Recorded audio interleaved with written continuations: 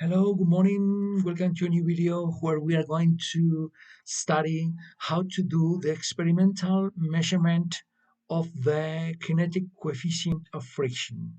Okay, as we did with the static coefficient, we are going to do first the physics understanding, okay, the basics, later how to use the phyphox, and then how to do the Excel operations and calculations to get to the coefficient.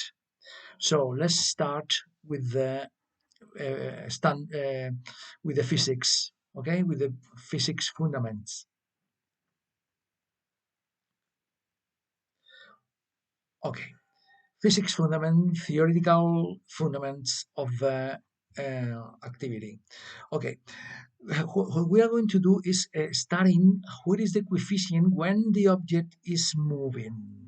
When this happens, the acceleration force is equal to the difference between the tangential force, to the force that move, and the friction force. Okay, so this is when the object, whatever the object is moving.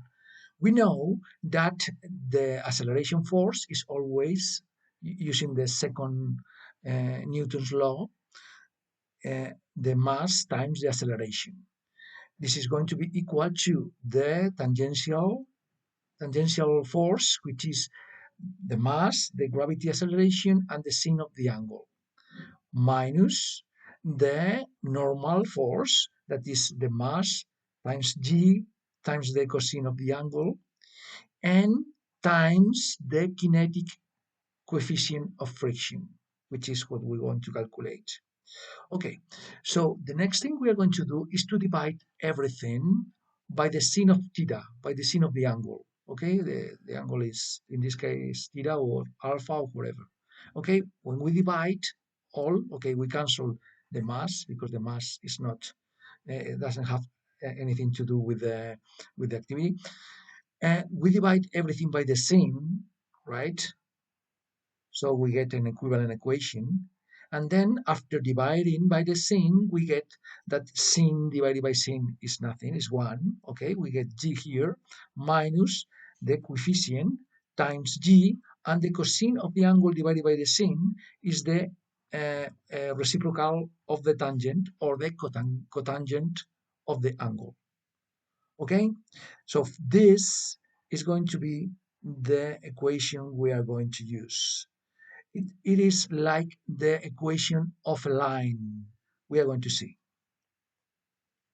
Okay, when we are here, this equation looks like the equation of a line of this shape, with y equals to the m times x times plus n, being m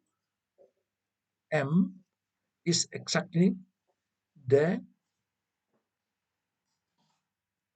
coefficient of friction. X is g times the cotangent of the angle, and n is going to be g. So here we have, okay? So what we are going to do now is to represent y versus x, being a divided by the sine of z of theta, y, and g times the cotangent of the angle, x. And then we are going to have the equation of a line of this shape, where m is going to be, with the opposite sign, the coefficient of friction, the kinetic coefficient of friction that we are looking for. So this is our theoretical fundaments that we are going to use.